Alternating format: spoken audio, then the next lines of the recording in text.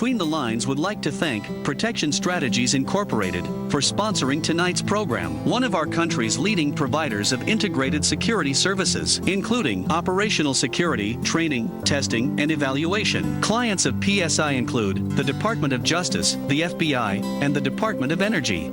Ryan Spitzer, for Circuit Court Judge, is also sponsoring tonight's program. Ryan is a prosecutor and Army medic for 6 years and a lifetime Tennessean. A graduate of Vanderbilt Law School, Ryan is dedicated to serving the citizens of Anderson County. Judge Roger Miller is sponsoring tonight's program. Judge Miller is a lifetime resident of Anderson County. Judge Miller has adjudicated over 30,000 cases, both civil and criminal.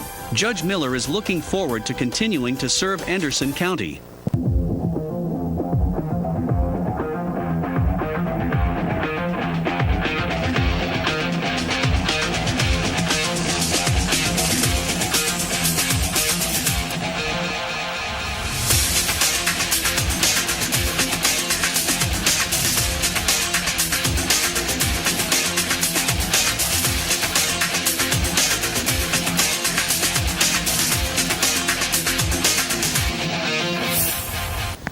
I'm Alan Beauchamp, and we're here on Between the Lines, and we've had a lot of great guests, but we got our most famous one this week. We got our most famous one. Keith Philhauer, who's been here a half a century working with the Oak Ridge schools in one capacity or the other, is here to talk tonight about what's going on in the Oak Ridge school system and what we can expect. And I've known Keith since 1969 when I was a ninth grader at Jefferson. Welcome. Thank you. It's my pleasure. It's an honor to be here with you, Alan. I appreciate that. We've done a lot. I guess I'll tell my story before I start. Keys, was it McMinn County, Athens? Where'd you go? Oh, no. That's our biggest rival. No, I mean, where'd you grow up? Yeah, that was our biggest rival. I went to Bradley County. Oh, that's a big in Cleveland. Yeah. So Bradley County and McMinn County were always in everything big rivals. Still are today. Yeah. You know, they share a judicial district. In politics, they're still a big rival, too. It's kind of fun to watch. Well, anyway, so he came to coach Robertsville. I was a ninth grader at Jefferson. We matched up 2 times. We lost the first game 41-40 on a buzzer beater. And then we came back 2 weeks later, and we were ahead by 5 points with 1:10 to go, and we lost 41-40 on a buzzer beater. And you know what's strange about that? The person who made the shot in the last minute was the same person, John 3, football player, and only 2 points he had. That was so strange. It was a strange. Your memory exceeds mine on that. I remember the wins and the score. Stays with me. It never left me. Who made the shot. I got interviewed at Middle Tennessee when I was playing one time, and they said this was a heartbreaker to Western Kentucky. Have you ever had anything like that? I said, oh, yeah. And I went all the way back to ninth grade and told Monty Hale that I never could get past it. Never could get past it. Because 2 days and 2 weeks, but we had fun. We filled the gym, didn't we? Well, yes. My first Robertsville Jefferson game, Coach Russell said, now you need to be ready. Yeah. And I said, well, why? He said, well, we play at the high school. Yeah. And I said, the high school? He said, yeah, there'll be some people there. He just said some people. I came out of the tunnel the first time the girls were playing, and the gym was already packed. Yeah. And I said, whoa. Yeah, all the way up, stood up at the top. Standing. 2,500 people. It was amazing. Of course, we had a lot of kids in those days, and we had a lot of families. It was the peak of the families that built this city, had kids in school, and we just had a lot of fun. And what's so funny is this is a comment to your coaching, most of your team was football players. I mean, I can go right down Jeff Fryer, Tim Fryer, John 3, Showboat Hall. I mean, I can go right down the list. And when time we got to the high school, none of them played basketball. Football players. Yeah, they're all football players, great athletes, better athletes probably. But myself and Doug Stewart, who was a great athlete, and some others. Of course, Otis came up a year behind us. But by the time we got up there, Muckenthaler was on our side. Steve White played for you, right? He did. Steve played point guard for us. And God rest his soul, he passed away last year. But he, those were some fun days. And so you went from coaching and teaching civics, which was my favorite subject, and tell us how it progressed. Where'd you go after that? Well, just to drift back just a little bit. A little bit. Teaching and coaching at Robertsville. When I came to Robertsville, we had boys basketball. Okay. Didn't have girls basketball at that. That's right. At that first year time. Right. We had ninth grade and eighth grade. And Winston coached eighth grade. And Winston coached eighth grade. We had football. Winston was the head coach. I was his assistant. And we had track. Winston was the head coach, and I did whatever he told me to do. Winston, he knew track. Because he knew track. I knew nothing about track. I learned a lot about track, but that's all we had, and I were the only two coaches at that time. And Winston ran track for the University of Tennessee. Under Chuck Rowe. Yeah, under Chuck, that's correct. Yeah. So you stayed there how long as a civics teacher? Stayed there until we moved the 9th grade to the high school. Wow, 30 years plus, right? 31 years. Wow.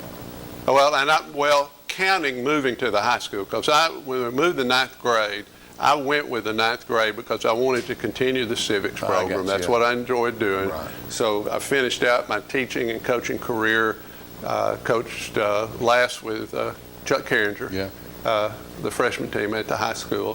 Finished there. And I'll tell you, this is, I can't believe I'm saying this when I tell you this in a minute, but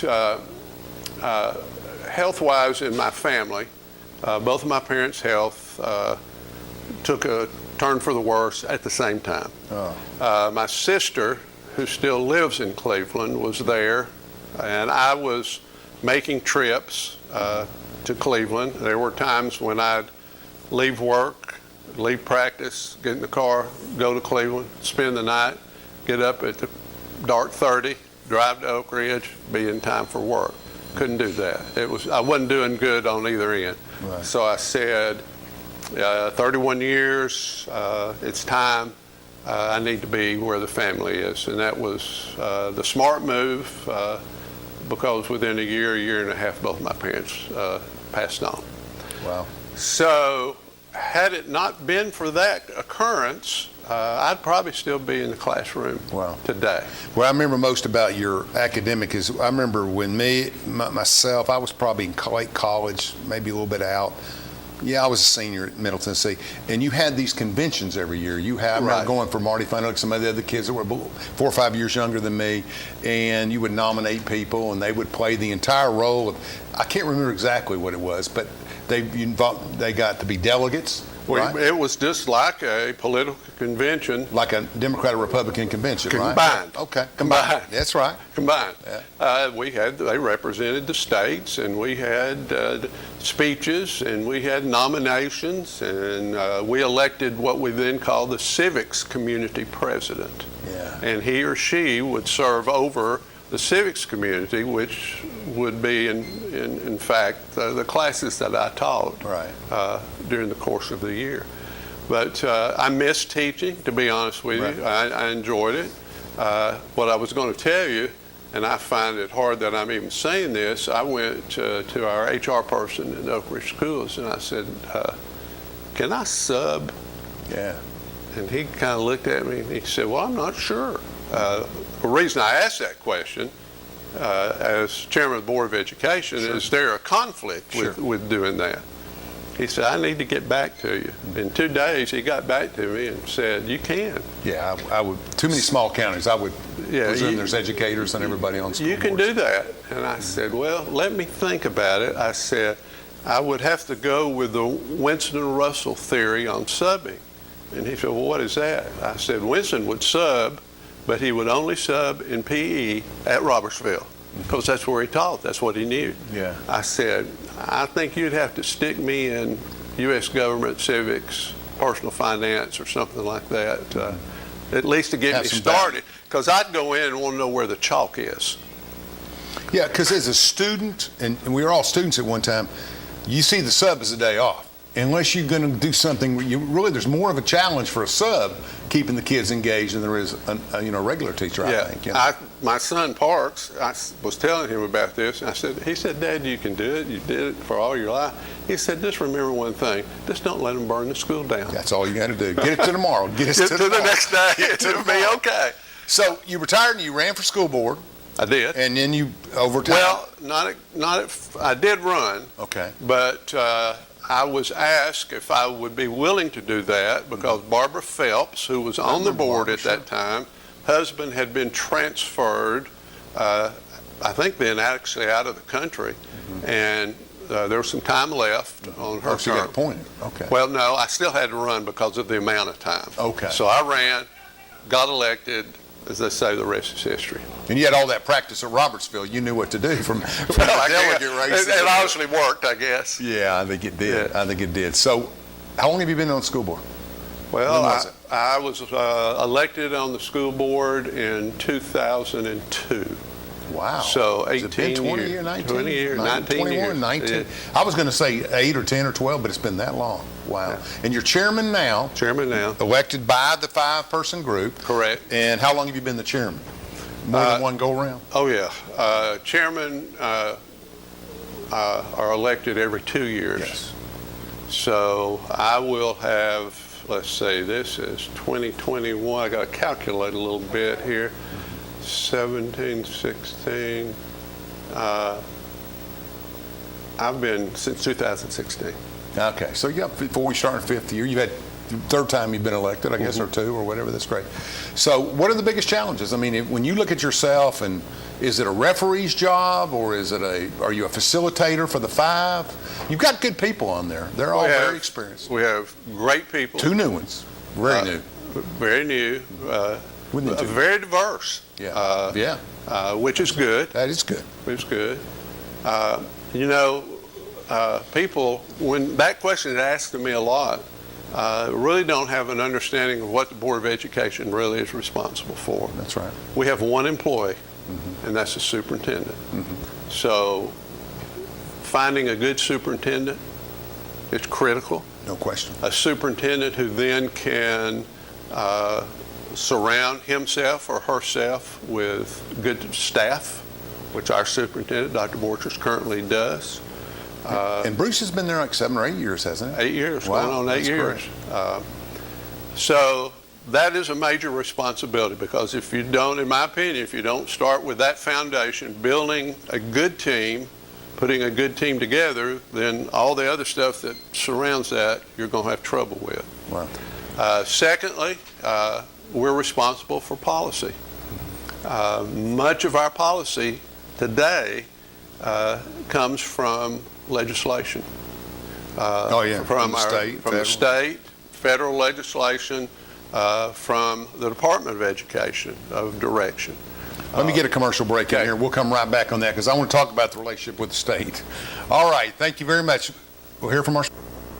Ryan Spitzer has been a prosecutor in Anderson County since 2007, prosecuting more than 2,500 cases over the past decade. Ryan has been the Drug Task Force prosecutor for the past 7 years. Ryan donates time working with local nonprofits. A veteran, Ryan spent 6 years serving his country as an Army medic in the National Guard. Ryan is a family man who works hard every day to keep Anderson County families safe. Experience matters. Hello, I'm District Attorney General Dave Clark. My fellow DAs and I successfully fought for new elder abuse laws and procedures that have police departments and agencies using improved tools to protect our seniors. Victims of elder abuse are often unable to recognize or report abuse themselves. They need your voice. If you suspect abuse, contact local law enforcement or adult protective services. Let's work together to protect our seniors. Hi, I'm Paige Taylor, head coach of the girls basketball team at Oak Ridge High School.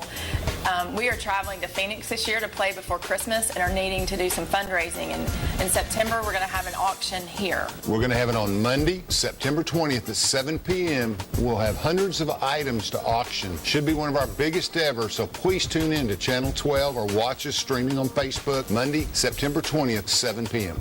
Roger Miller is a conservative and lifetime resident of Anderson County who has served as Sessions Judge since 2014. Judge Miller has adjudicated more than 30,000 cases, both civil and criminal, over the past 7 years. Roger is a graduate of Clinton High School, and he volunteers time coaching youth sports and serving as an instructor. A paramedic for 12 years, Roger worked saving lives at the Anderson County EMS, MedFlight 5, and Methodist Medical Center. In 2022, let's re-elect Roger Miller, General Sessions Judge. Between the Lines would like to thank Protection Strategies Incorporated for sponsoring tonight's program, one of our country's leading providers of integrated security services, including operational security, training, testing, and evaluation. Clients of PSI include the Department of Justice, the FBI, and the Department of Energy.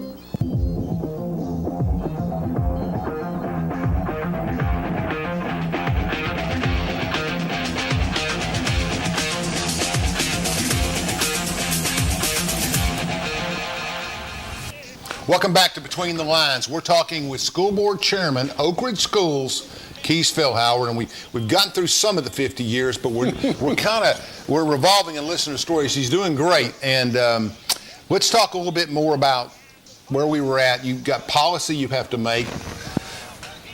Does that mean attendance stuff and all of that kind of stuff? So all of that. So you hand a charter, that's not the word I'm looking for, not legal. You hand a policy statement to the superintendent to implement. Correct. But okay. Absolutely correct. As we review the policies, policy review is an ongoing year-round operation because they are changing, adapting to the needs of the community and to our school district. So it's an ongoing, probably every board meeting we have, we deal with a policy or more every meeting. So it is ongoing. That policy is what the superintendent bases his process of carrying out the work of the school from. So that's a second thing. The third would be financial. We just need to make sure as we review our budget and we plan for the budget that we keep financially solvent. Our finances are being used appropriately. We, in budgetary operations, when the budget is presented to us, we review the expenditures on that budget line item by line item in a public meeting with an opportunity for the public to come, if they choose, and voice their concerns or opinions on how money is being spent. So the three primary roles of Board of Education would be our one employee, the superintendent, policy, and finance. Then, on the outside of all that is the operation of the schools from the standpoint of we as a board need to know what's happening in our schools. The superintendent does a good job of keeping us informed. Just as an example, if there's an ambulance called to Oak Ridge High School, we know, the board knows as soon as that ambulance has been called. We're contacted from the superintendent's office, not necessarily by him, but by his administrative assistant there. So we know. We visit the schools. We try to attend as many of the extracurricular activities that the schools are going on, because probably the fourth thing would be promoting Oak Ridge education. And we can't promote Oak Ridge education and answer questions about Oak Ridge education if we haven't seen it firsthand. So that's important for us to do that as well. And I think there's a lot of pressure on the Oak Ridge school system because we had such gifted students in the 60s and 70s, and there wasn't a lot of dysfunction. We were a contained community. We had scientist kids. They were handing out national merit scholarships like it was candy. I mean, there were a lot of talented young, not that there's not today, but you have more of a challenge on the diversity and I think that teachers don't get enough credit for. I know COVID was a nightmare. I talked to the teachers of the high school that my son had, and they had to double teach. They're teaching here, they're catching up here, and they don't get enough credit. I'll say that. But on all of the stuff that's done, I think there's some pressure there because you try to teach. I guess some people teach to the top and some people teach to the middle. I'm not a teacher, so I don't have the credibility to comment on that, but I take feedback, and at Oak Ridge it's harder, I think, today than it used to be, because everywhere probably, I should be fair to that, but you've done a good job. I think curriculum is where I'm going. You have to develop a curriculum and you have to okay it, or they bring it to you. What are the challenges in doing all that? I mean, well, you are absolutely correct. And again, I would be amiss if I didn't emphasize your point about the quality of teachers that we have in the Oak Ridge schools. We're very fortunate. You will find that teachers in Oak Ridge, the longevity here is probably greater than most districts I know surrounding us or across the country. Yes. They stay with us. Mm-hmm. They stay with us. When I came to Robertsville in 1968, mm-hmm. the percentage of free and reduced lunch. This is a measurement now. Yes. Just a measurement. Which will support our point. Go ahead. Was about 3 to 4%. That's right. Today, we're over 50-something%. And to be fair to that statistic, the boundaries have increased a little bit. Exactly. The boundaries have in increased. reality, that would still be 20 plus, even on the old boundaries. Right. Yeah, I mean, the boundaries are, and you're giving away free lunches during COVID. So, I mean, and we're going to get to this in the next segment because I want to talk about what we're doing with stimulus money and some of those things. But the curriculum, I think, is still challenging. I think I only can deal with the high school. My child went to St. Mary's up till 8th grade, but I've just been impressed. Having been a student there, 3 years in those days, as you pointed out earlier. But I think I've just been impressed so far, and I love the fact Garfield's here. And I'll tell you why Principal Garfield Adams makes a difference. And he grew up here. He knows the community. He can reflect to the community, but yet he's professional.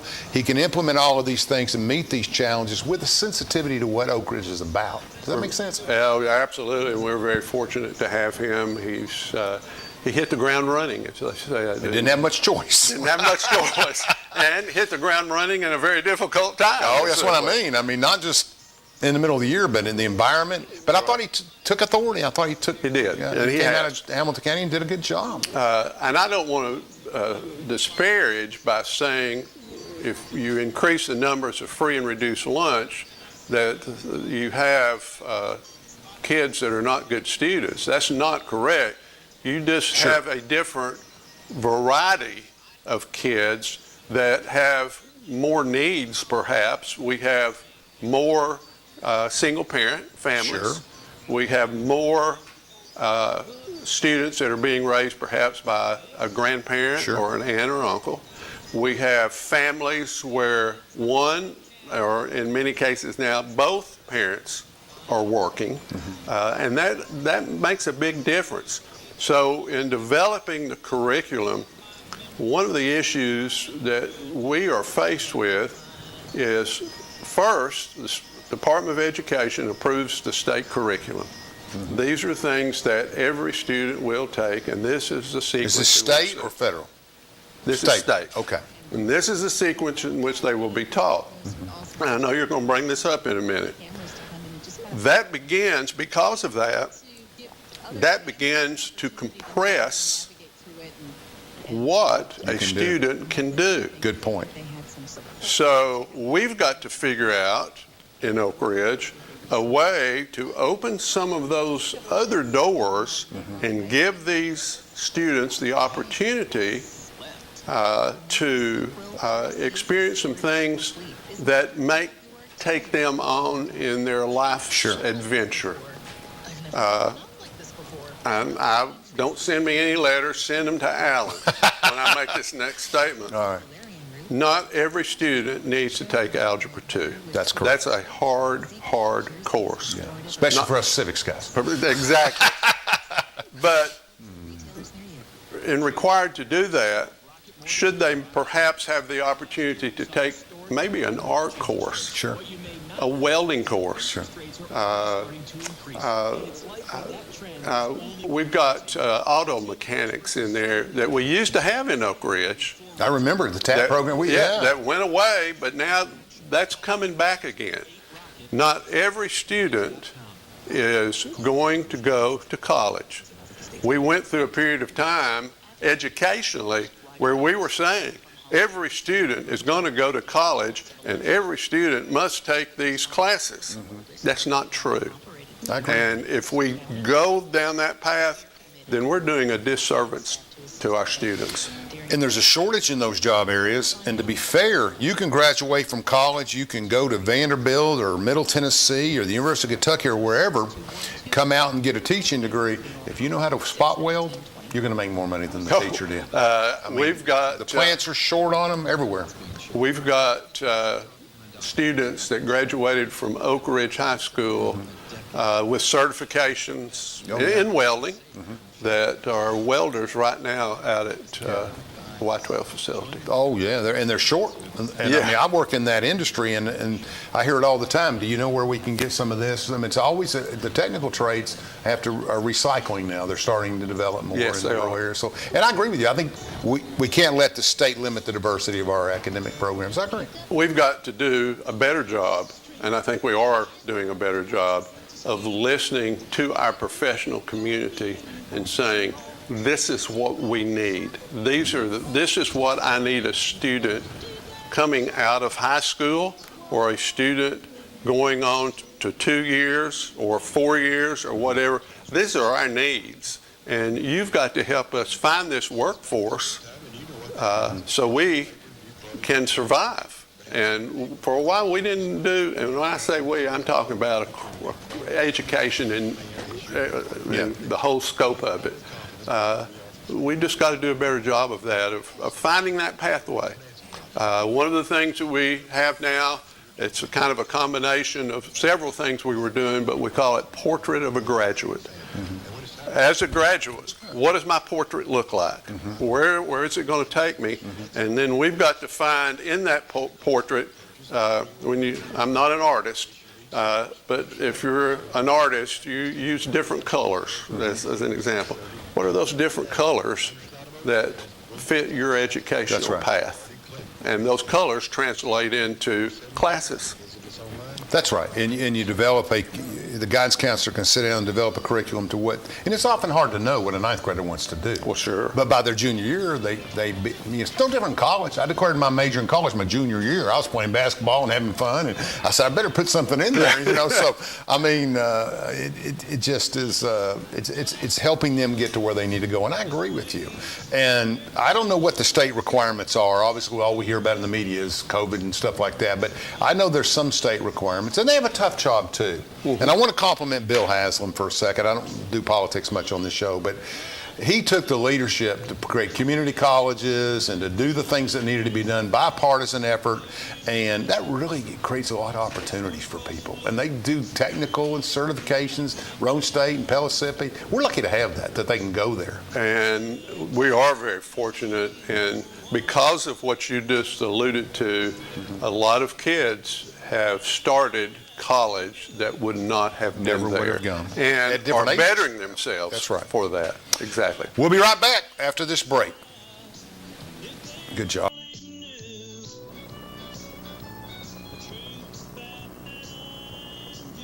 Ryan Spitzer has been a prosecutor in Anderson County since 2007, prosecuting more than 2,500 cases over the past decade.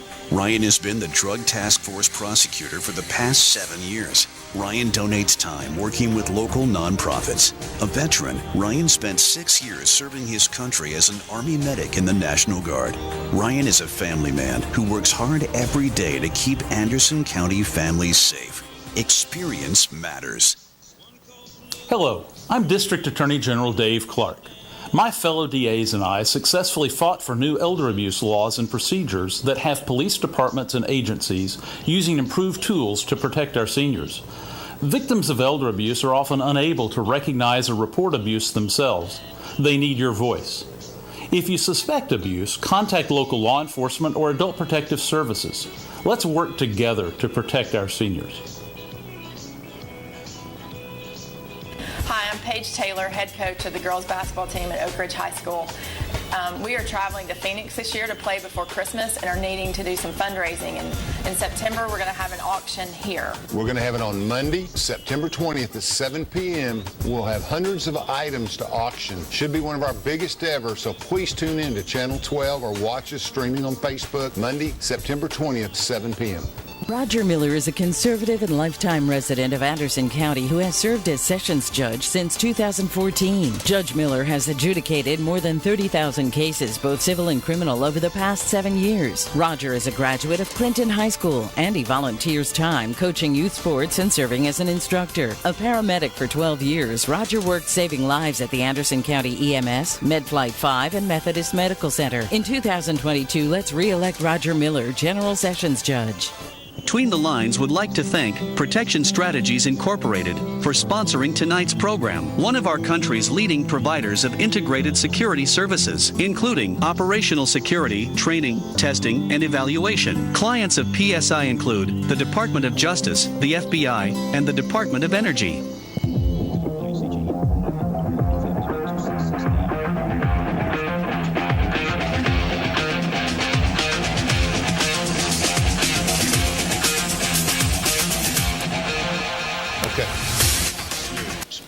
We're back. We're talking with Keys Philhauer, a half a century of experience, and we're talking about the chairman of the Board of Education's experiences and what we're going through, everything Oak Ridge schools.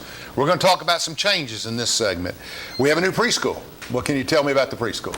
Well, we had a grand opening, delayed a year. We were open, but the actual grand opening 2 weeks ago with a ribbon cutting.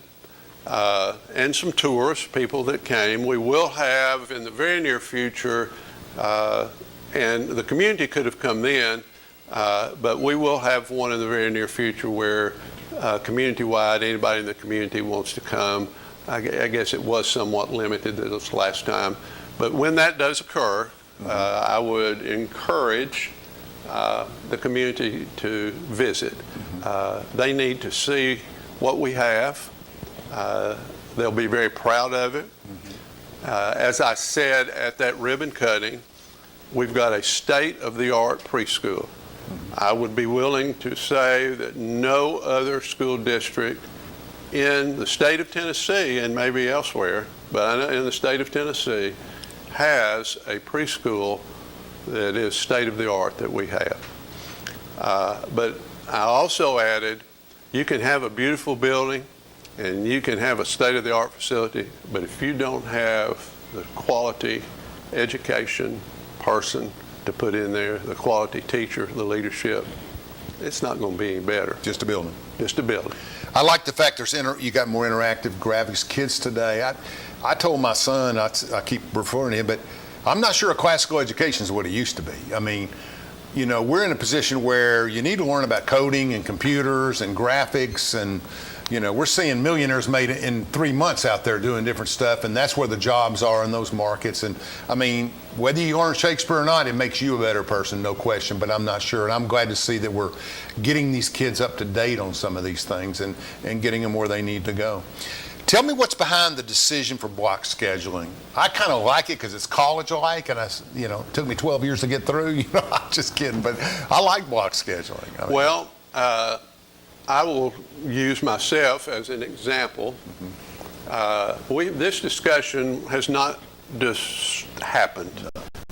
We've had this discussion as a board on several occasions, and the board was not real satisfied at that time.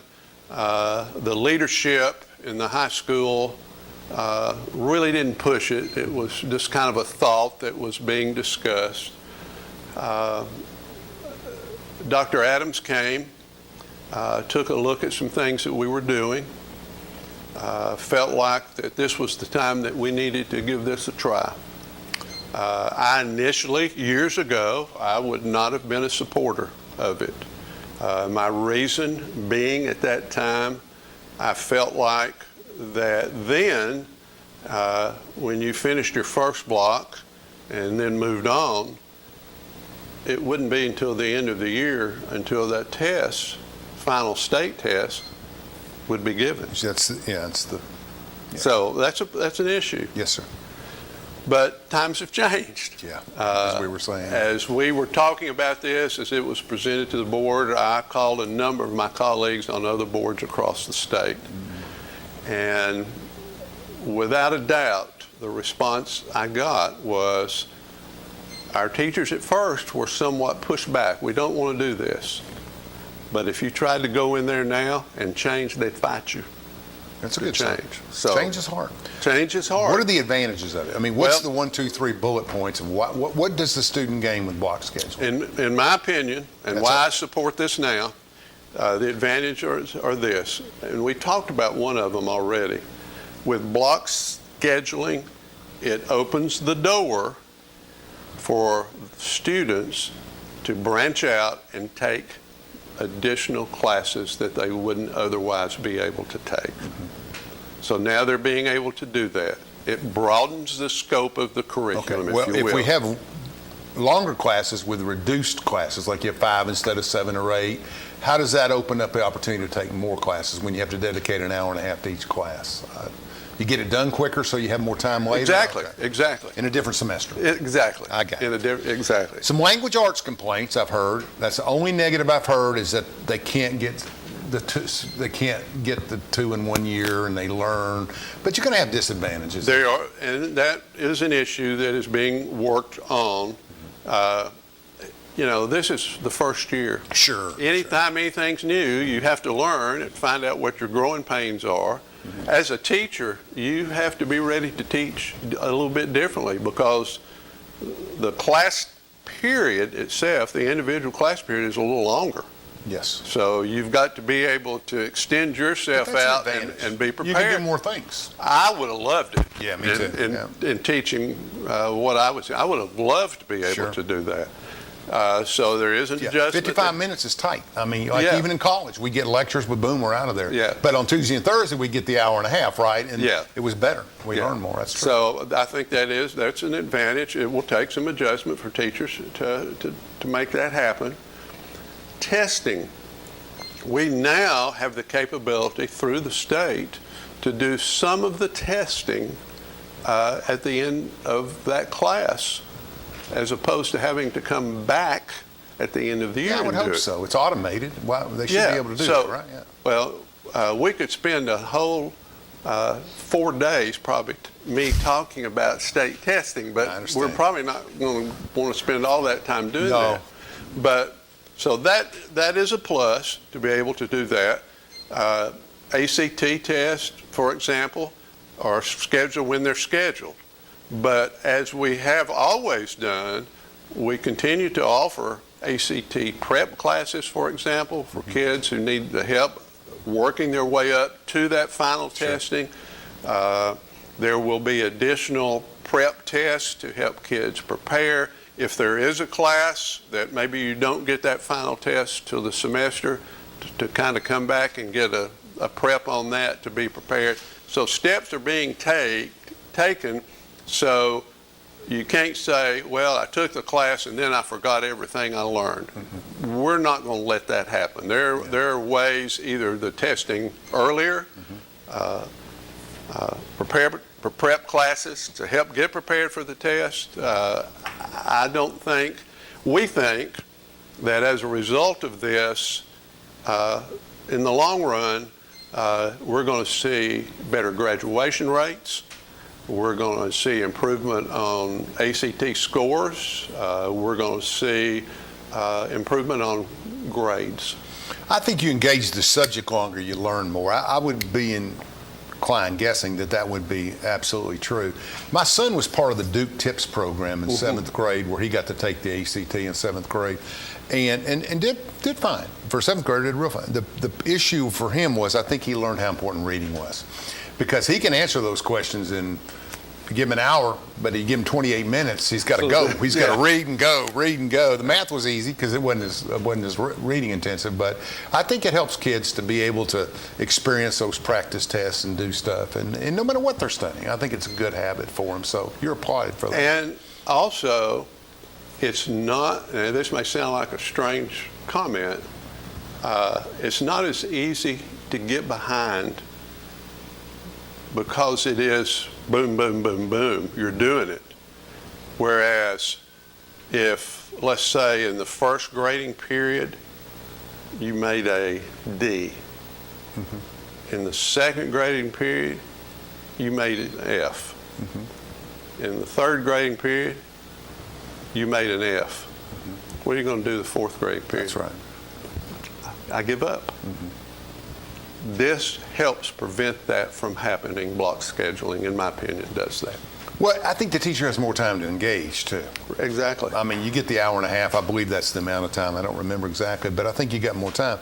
It's, for me, I would have loved that. My favorite teachers to this day are the team teaching of Ledgerwood, Bennett, and Pickle. I mean, I had such a good time at the high school. They were so outstanding. We had 80 kids, but they were great. They'd alternate and do what they, and we all benefited from that, and it was innovative in the early 70s. And you know what I'm talking about. So I think that those classes lasted, combined studies lasted a little longer, and I think it was, we got to do more. Right. You get your notebook out and you get started, there's 3 minutes gone, and you're out in 52 minutes. I mean, it got harder. And a teacher has a harder time knowing whether you're behind, I think block's good. Oak Ridge High School, the only school on block scheduling? Is there any other middle schools? You mean in Oak Ridge? Oh, no. Okay. Just Oak Ridge High School. Okay. That's where your test is. That's where they're Yeah. get tested. Tell us about the other schools real quick. I mean, you got 4 elementary schools. When I was there and you started, there was probably 8, or 9, but now we've got it down to 4. 4 elementary schools. Yep. 2 middle schools. Better mention every one of them now. Go ahead. Linden, Glenwood, Woodland, and Willowbrook. Okay. Outstanding leadership and teachers Ryan at Spitz. all of those schools. Oak Ridge High School, which we've talked about a lot. Robertsville Middle and Jefferson Middle. The Oak Ridge Preschool, which we mentioned, in its new facility. How many children going to the preschool? It's like 2 or 3. About a little over 200 right now. And how many in the whole system right now? 3,500? Well, we got about 1,400, about 4,000. Oh, that's We got 1,400 plus. So it's at the high expanding a school. little, right? Oh, we've had, it's hard to tell right now. This is really still, even though this is our 3rd week in school, it's still an adjustment period of who's here and who's not And they'll here. be coming in for a few more weeks. Oh, yes. So, In many cases, up until Labor Day. Yeah. Really a surge of people from all across the United States. If you wanted to find an apartment, they tell me, in Oak Ridge Can't right now, find one. you can't find one.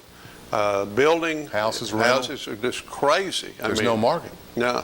Because there was such a boom economically, I think, in the digital world and other things. People are buying up houses left and right. And, we had a construction lull there for a while, too. But, I just think that when we come back here in a minute, we're going to talk about the stimulus money and the restrictions you had, but the improvements you did make with it. I know I know one elementary school, private elementary school, that got $390,000. So there's money to be shared across the state of Tennessee. Then we'll talk a little bit in the final segment about COVID and the management of it this year, which is different than last year, and how you're getting along with the state. Are we working with them, or what are we trying to do with that side of it? We'll be back. One more segment with Keith Philhauer. Ryan Spitzer has been a prosecutor in Anderson County since 2007, prosecuting more than 2,500 cases over the past decade.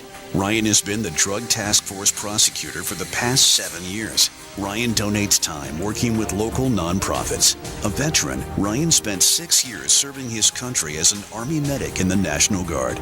Ryan is a family man who works hard every day to keep Anderson County families safe. Experience matters. Hello, I'm District Attorney General Dave Clark. My fellow DAs and I successfully fought for new elder abuse laws and procedures that have police departments and agencies using improved tools to protect our seniors. Victims of elder abuse are often unable to recognize or report abuse themselves. They need your voice. If you suspect abuse, contact local law enforcement or adult protective services. Let's work together to protect our seniors. Hi, I'm Paige Taylor, head coach of the girls basketball team at Oak Ridge High School.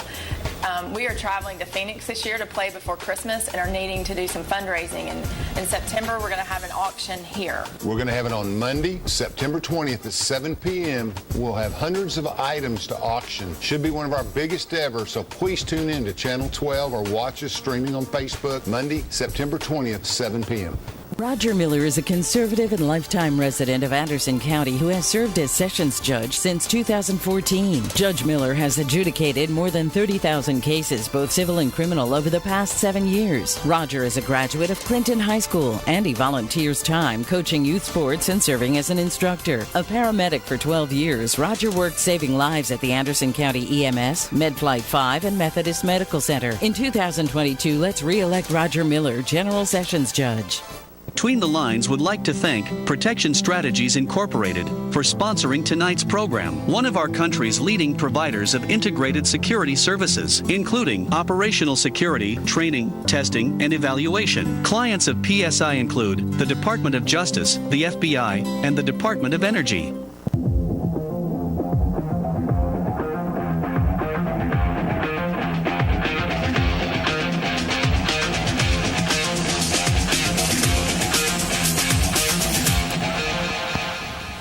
We're back with Keith Philhauer on Between the Lines. First, let me thank our sponsors, Judge Roger Miller, Protective Strategies Incorporated, and Ryan Spitzer. Appreciate all their help, and the others who are on the scroll, we appreciate it. Couldn't be done without you. I want to say this. I'm a Nick Orlando guy.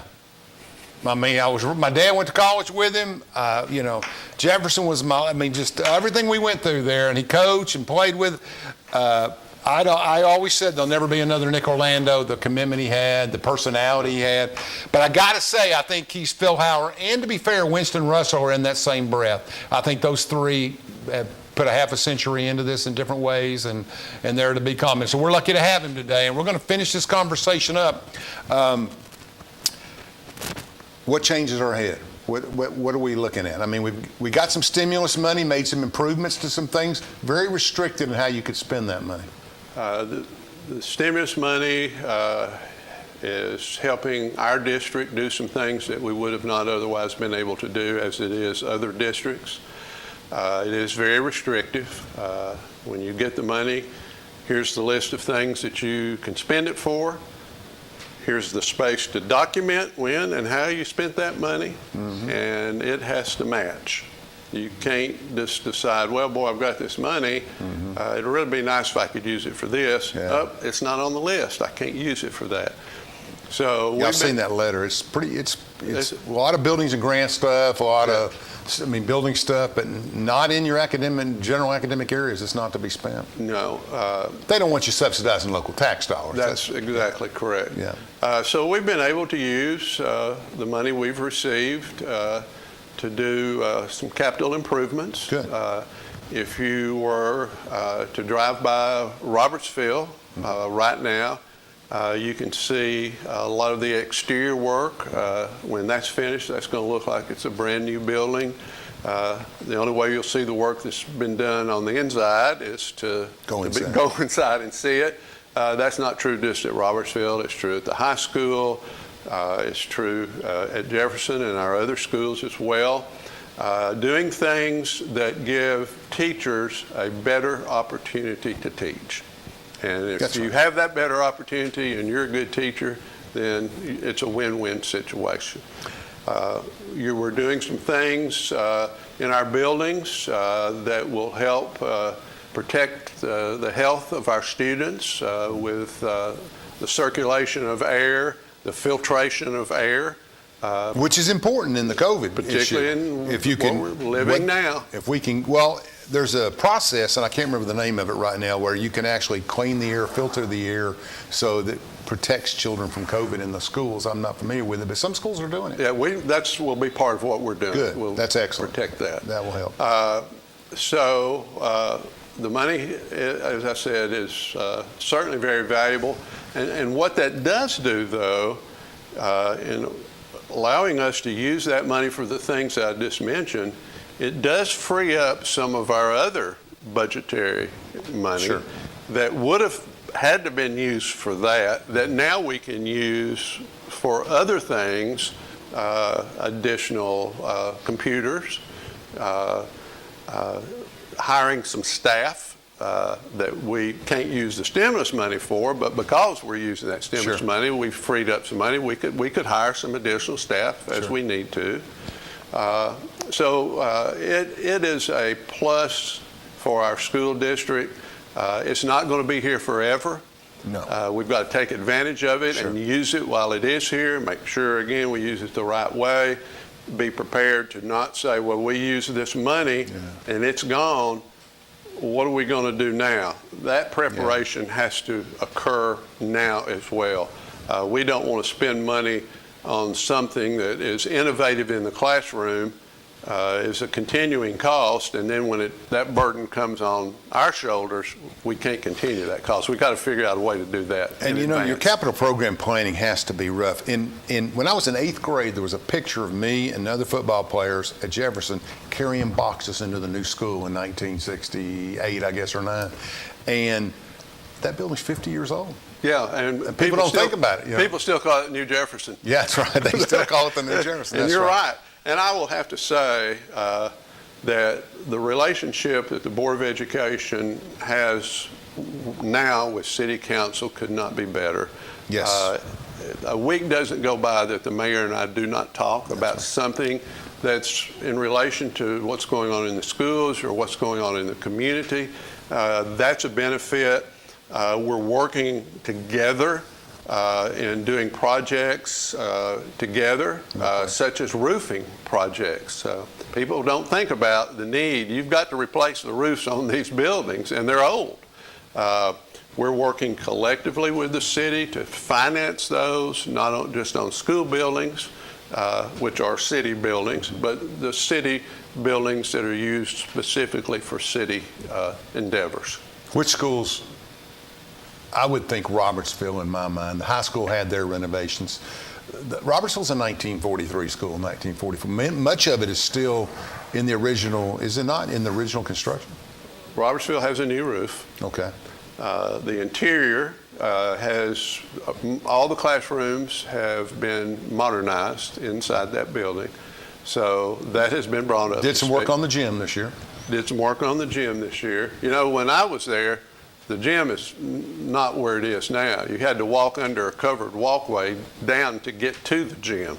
I try not to go over there, but the couple times I've been over there, like I went to the Civics Convention in the late 70s and some other things, yes, I remember that covered walkway because you'd have to walk down, that's right. But they put some stuff on the back too, the back side of the school, down towards the baseball fields. Yeah. See, when I go over and play baseball, coach, I'd have to kind of just look like this. So that I understand. My Jefferson loyalty, but anyway. So that's been done, work going on at the high school, as you mentioned. There are, as we were talking, Jefferson is an old building. It's over 50 years old. You got to keep them up. I need to throw in, we have the greatest maintenance staff under the direction of our maintenance people in all of our schools. But Alan does such a great job. And you walk in those buildings, there's shine. And they take pride, the maintenance staff, the custodial staff, they take so much pride, just like everybody else in the building takes pride. And it's all teamwork. It's all a teamwork. Everyone's as important to keep that operation going smoothly. As we were working on I was very active in the Blankenship turf upgrade and raised money and did some stuff and was down there. And Alan and his team was very helpful. I mean, they were, they really worked hard at it. And there was a big thing. Is this a city? Is this a schools? We all went through all that. And it was kind of a shared thing. Yeah. I want to comment on Warren Gooch. I've been through a lot of mayors, and so have you. And he, and there's been some good ones, and there's been some mediocre ones. But Warren is probably the most proactive.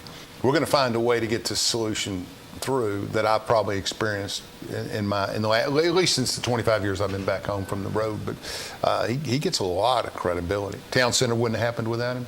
A lot of the school work. I think the team on both sides is good. I really agree with you. I think that's good you pointed that out. And superintendent and the city manager meet weekly to discuss, much like the mayor and I do.